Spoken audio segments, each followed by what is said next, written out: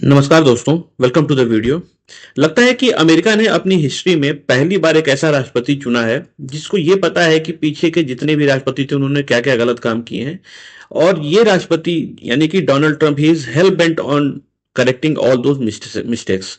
अभी हाल ही में Donald Trump ने एक नया बम गिराते हुए बेसिकली पूरे मिडिल ईस्ट के ऊपर और अपने पब्लिक के ऊपर कि बगराम का एयर बेस जो अफगानिस्तान में बगराम का एयर बेस था, उसको बेसिकली इन्होंने ये कहा कि इनका एडमिनिस्ट्रेशन ट्राई कर रहा है ये बगराम एयरबेस को वापस से कैप्चर करने या वापस से अफगानिस्तान से लेने के लिए। और साथ में इन्होंने ये भी कहा कि एक बहुत बड़ा डिजास्टर था यूएस का 2021 में जो विड्रॉल था। आपको बता दें कि जो बाइडेन के समय पे 2021 में सडन विड्रॉल किया अमेरिकन फोर्सेस ने, वहां पे इन्होंने जो भी अपने असेट्स के साथ छोड़कर अचानक से जो है वाइंड अप करके रातों रात निकल गए। और एक तरह से कहा जाए तो ब्लंडर तो था ही ये। आप सोचिए कि अफगान फोर्सेस जिन्होंने तालिबान से फाइट करने में इतना रिसोर्सेज लगाया, इतना टाइम लगाया, इतना ट्रस्ट फैक्टर जनरेट किया और अपना खुद का नेटवर्क क्रिएट किया जो कि सपोर्ट करता था यूएस को, बेसिकली वहां पे एक्टिविटीज में हेल्प करता था यूएस को, उन्होंने इन्हें सडन छोड़ दिया। और इनके छोड़ने के बाद क्या हुआ, इस ब्लंडर की वजह से तालिबान ने पूरा परेड करके उन लोगों को मारा, चुन चुन के लोगों को मारा और जो है खत्म किया। तो ब्लंडर तो था ही। बट बेसिकली कहा जाए तो अब सडन से डोनाल्ड ट्रंप ने जब ये बात कही है कि वो बगराम एयर बेस वापस से अफगानिस्तान से लेना चाहते हैं, तो ये एक सडन और सरप्राइज मूव है जो कि किसी ने भी एक्सपेक्ट नहीं किया था कि 2021 के विथड्रॉल के बाद अमेरिका वापस से ऐसा डिसीजन लेने की सोचेगा भी।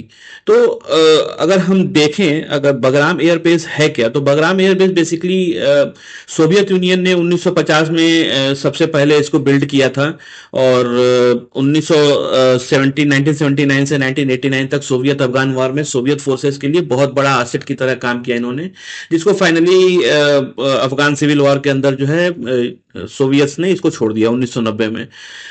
हालांकि 2001-2002 में ऑपरेशन इंड्यूरिंग फ्रीडम जो कि अफगानिस्तान में अमेरिका ने किया 9/11 के बाद बेसिकली, तो उसमें इसको इस पर्टिकुलर बेस को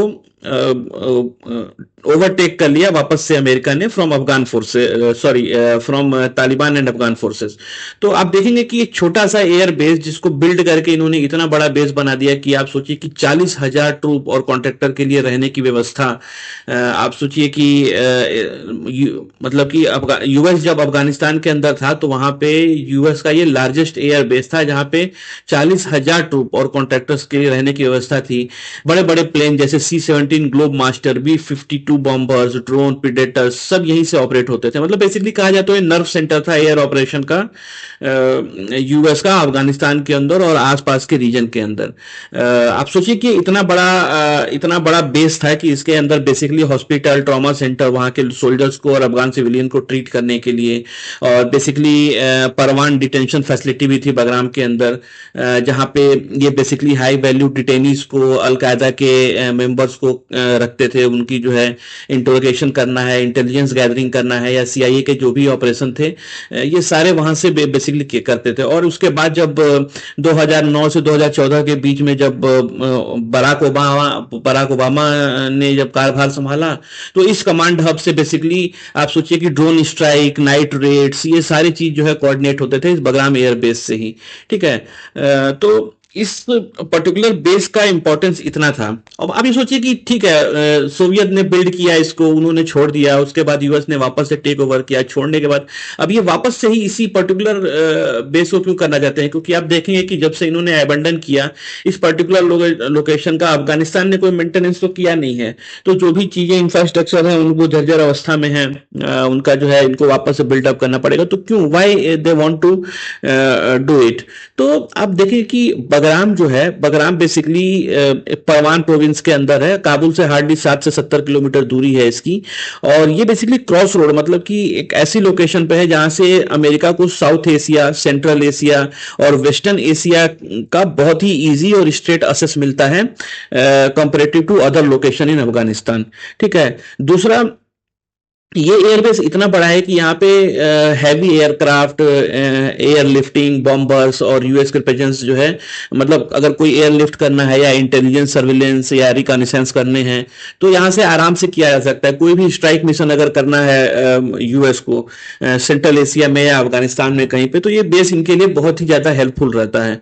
दूसरा, चाइना चाइना का जो जिनजियांग प्रोविंस है बेसिकली हार्डली 640 किलोमीटर है बगराम से।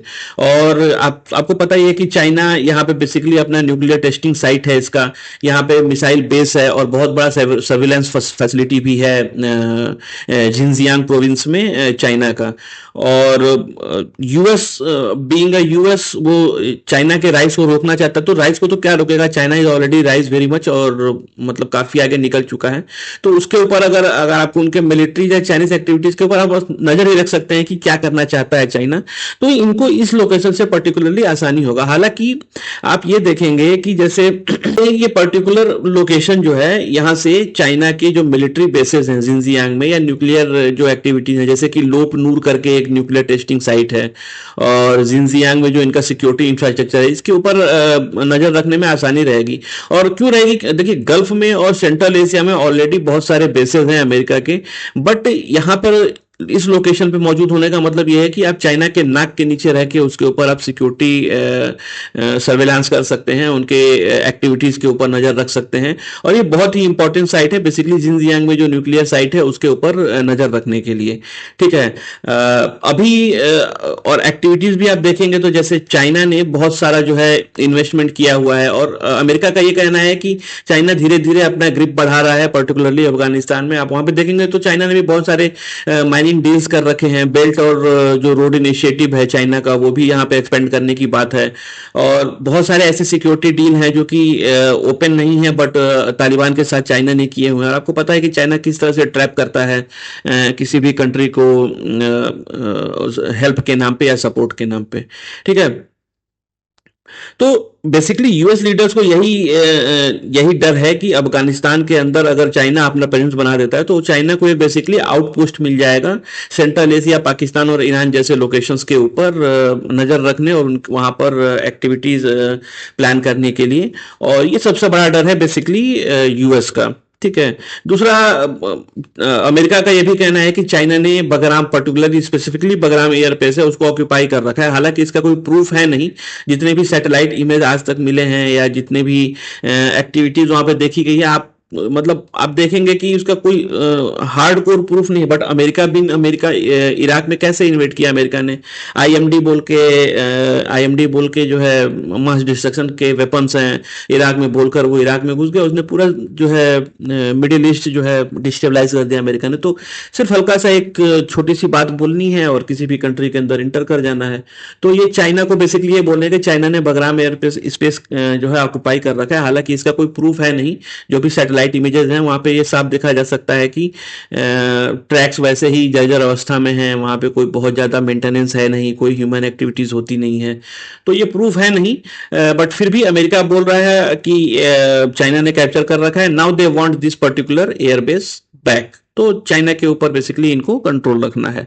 तीसरा, मतलब क्या इतना इजी होगा इसको करना, तो देखिए इजी तो नहीं होगा। आप जब तक वहां पे आप हैवीली इंफ्रास्ट्रक्चर डेवलप आप वापस से नहीं करेंगे या बहुत सारे ट्रूप्स अगर वहां पर आप नहीं उतारते हैं, जो कि बहुत ही मुश्किल है आज की डेट में करना। ठीक है, दूसरा, खाली ट्रूप उतारने से नहीं होता है। वहां पे जो अफगान फोर्सेस के साथ आपने काम किया था, जो लोगों के साथ जो रिलेशन बिल्ड किए थे और जिनको छोड़कर आप भाग गए, जिनको मार दिया गया, तो आप अगर वापस से ट्रस्ट बिल्ड करने जाएंगे वहां पे तो आप जो है कर नहीं पाएंगे, आपके लिए बहुत मुश्किल है। क्योंकि अब वैसे ही कोई टच नहीं करता है और आपको वो जो इंटेलिजेंस इंफ्रास्ट्रक्चर क्रिएट करना है वो आप नहीं कर पाएंगे। ठीक है, दूसरा, आपको पॉलिटिकल फॉल आउट भी बहुत ज्यादा है। जैसे तब तालिबान और अफगान तो बोलते हैं कि भाई हमारी सोवरेनिटी है और आप इसको हैम्पर नहीं कर सकते, हमने यहाँ पे गवर्नमेंट फॉर्म करके रखी हुई है। और जैसा कि एक्सपेक्टेड था, उन्होंने ये रिफ्यूज कर भी दिया है कि चाइना का कोई भी जो है यहाँ पर इन्वॉल्वमेंट नहीं है और आप जो है गलत इंफॉर्मेशन प्रोवाइड कर रहे हैं या गलत इंफॉर्मेशन दे रहे हैं कि चाइना ने ऑक्यूपाई कर रखा है। दूसरा, चाइना का, रसिया का, पाकिस्तान का, ईरान का अपने अपने जो है इंटरेस्ट है इस पर्टिकुलर लोकेशंस को लेके, और वहां से डेफिनेटली पॉलिटिकली पुशबैक तो आएगा ही आएगा। तो बेसिकली बट अमेरिका भी, अमेरिका आप ये सोचिए कि अगर वो कैप्चर करना चाहता है, he can do that. America America army is very powerful, इससे कोई डिनाई नहीं करता है। लेट बी रियलिस्टिक, मतलब हम जितनी रियलिस्टिक रहे उतना सही है कि अमेरिका की कैपेबिलिटी है कि they can forcefully occupy this particular location.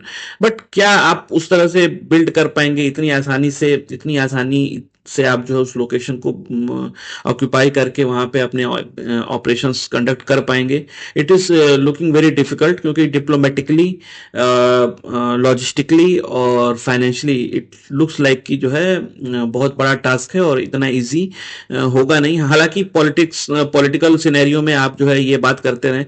और जहां तक ट्रंप की बात है, ट्रंप के बहुत सारे डिसीजन ऐसे हैं जो कि वो एग्जीक्यूटिव ऑर्डर साइन कर देते हैं। एग्जीक्यूटिव ऑर्डर साइन करने में उसमें जो है पता चलता है बाद में कि ये तो ये कर ही नहीं सकते थे इनके, जैसे टैरिफ का है, उन्होंने एग्जीक्यूटिव ऑर्डर साइन करके कर दिया। ऐसे बहुत सारे केसेस हैं, बहुत सारे इंस्टेंसेस हैं जिसपे आप अमेरिका को कॉल आउट कर सकते हैं कि इन्होंने इलीगली जो है ट्रंप ने डिसीजंस पास आउट किए हैं।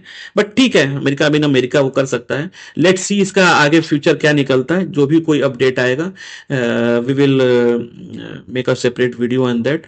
बाकी ये वीडियो आपको कैसा लगा, please tell me on comment, in comments. आगे कोई भी अपडेट आता है तो I will make a separate video for it. Till then enjoy, like and subscribe. Thank you very much. We will meet in next video. Thank you very much.